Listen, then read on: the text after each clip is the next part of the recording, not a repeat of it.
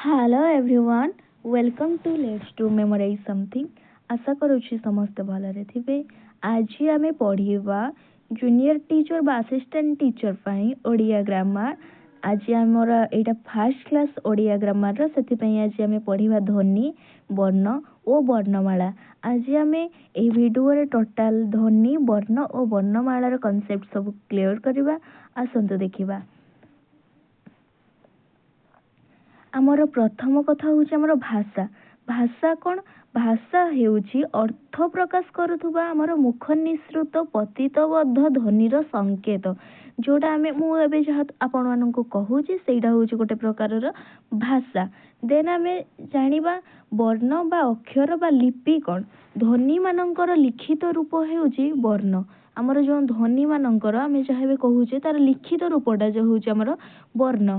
वर्णर अन्य नाटा होची कौन? अक्षर। ओ वर्ण ध्वनि मानकर लिखित रूप होइथिबारु एहाको लिपि मध्य कहा जाई थाए।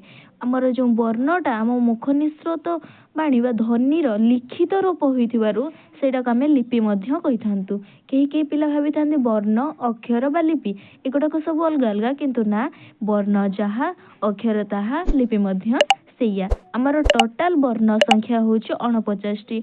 आपण माने पढ़ीथिबा आमर वर्ण संख्या होची 50 टी, किंतु एबे जो मॉडर्न ग्रामर बुक सब बाहरुची सेथिरे आमर रु आ गोटे दीर्घ रु जो थाए सेटा दीर्घ रु को कैंसिल करिसुंदी। सेथि पई आमर वर्ण संख्या 49 49 टी।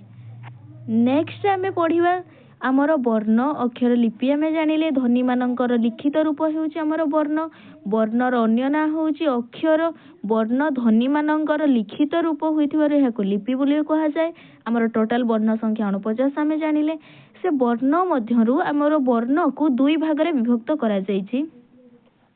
गुडा होची स्वर वर्ण आ होची आमर व्यंजन वर्ण। ओ आ समस्त तो शिखि देबे छोट बेलु। सेथिरे ओ औ पर्यंत आमर स्वर वर्ण रहिछि 11 टी। देन नेक्स्ट आ जहा रहिछि 38 टी आमर व्यंजन वर्ण रहिछि। ताहाले आमर वर्ण को केते भागरे विभक्त करा गला? आमर वर्ण को आमर दुई भागरे विभक्त करा गला। गोटे होची स्वर वर्ण आ गोटे होची कोन? स्वर वर्ण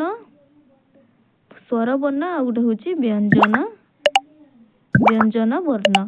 आमर स्वर टोटल वर्ण संख्या 49 टी बोली आमे पढ़िथिले। आमर स्वर वर्ण 11 टी, व्यंजन वर्ण 38 टी। आमर टोटल वर्ण संख्या हैला 49 टी 49। सेथिरे टोटल आमे जते बेले वर्ण 50 टी पढुतले सेते बेले आमर दीर्घ रु जो थाए सेटा थिला, किंतु एबे सेटा कैंसिल करा जायछि। सेथि पई आमर वर्ण संख्या होची 49। नेक्स्ट आमे पढ़िबा स्वर वर्ण। स्वर वर्ण कौन? ना अन्य वर्णर साहाय्य नने उच्चारित हेउथुवा वर्ण को आमे स्वर वर्ण कहा जाई थाए। अन्य वर्णर साहाय्य नने माने अन्य कौनसी भी वर्ण जेमिति कि आमे ओ पढुचे केवल ओ रो ही सहायता आमे पढ़िबा। अन्य कौनसी वर्णर साहाय्य नने आमे जहा पढुचे बा उच्चारित हेउथुवा आमे जहा उच्चारण करूछु वर्ण गुडाक सेगुडाक होची कोन? स्वर वर्ण। जेमिति हर्षेई, हर्षेईटा कोन? आमे टोटली हर्षेई ही कहूचे, आउ कहार भी साहाय्य नउने, ताहाले सेइडा होची गुटे कोन? स्वर वर्ण। ताहाले आमर स्वर वर्ण संख्या 11 होइथिले भी तार उच्चारण दृष्टिरु सेइडा होची 8 ना। हमकु जदि पचरा गला कि स्वर वर्णर संख्या केतोटी, ताहाले होची सेइडा होची 11, किंतु हमकु जदि पचरा गला उच्चारण दृष्टिरु स्वर वर्ण संख्या केतोटी ना 8 टी। सेगुडा कोन कोन? ओ, आ, हर्षेई, हर्षौ, ए, ओई, उ, औ। केते हलो? 1 2 3 4 5 6 7 8। आमर टोटल आमर 8 टी कोन? उच्चारण दृष्टिरु आमर एई सब स्वर वर्ण। आमर एही स्वर वर्ण को मध्य दुई भागरे विभक्त करा जायछि। स्वर वर्ण को दुई भागरे विभक्त करा जायछि। गोटे होची हर्ष स्वर आ गोटे होची दीर्घ स्वर। हर्ष स्वर कोन? हर्ष स्वर होची अ, हर्षेई, हर्षौरु। दीर्घ स्वर कोन? आ, दीर्घेई, औ, ए, ओई, उ, औ। एगुडाक कोन? टिके दीर्घ। अ कहले आमे शॉर्टली कहि दोचे, आ कहले टिके किंतु लंबा है कि कहूचे, सेति में एगुडा सब कोन कहला? दीर्घ स्वर। आमर हर्ष स्वर केतेटा? हर्ष स्वर आमर 4टा, दीर्घ स्वर आमर 7टा। टोटल आमर 11 टी कोन? स्वर वर्ण मध्यरो हर्ष स्वर होची आमर 4 टी, दीर्घ स्वर होची आमर 7 टी। नेक्स्ट आमे जानिबा हमर व्यंजन वर्ण। व्यंजन वर्ण जेउ वर्ण गुड़िक स्वर वर्णर साहाय्य बिना उच्चारित हुई पारंती नाही ताले व्यंजन वर्ण साहाय्य नहीं उच्चारित हुअंती किंतु स्वर वर्ण साहाय्य बिना उच्चारित हुई थांती। ताले हमर स्वर वर्णर साहाय्य बिना जो माने उच्चारण हुई परिबे नाही से गुड़िक कोन कहा जाय ना व्यंजन वर्ण बोली कहा जाय थाए। व्यंजन वर्णर संख्या हम सेतबेले जानिथिले केते 38 टी आउ तार उच्चारण दृष्टि व्यंजन वर्णर संख्या आमर केतोटी हैला 32 टी 32 किंतु आम स्वर वर्णर संख्या केतोटी पढ़िले ना आमर 11 टी किंतु आमर उच्चारण दृष्टि तार संख्या होची व्यंजन स्वर वर्णर संख्या होची 8 टी।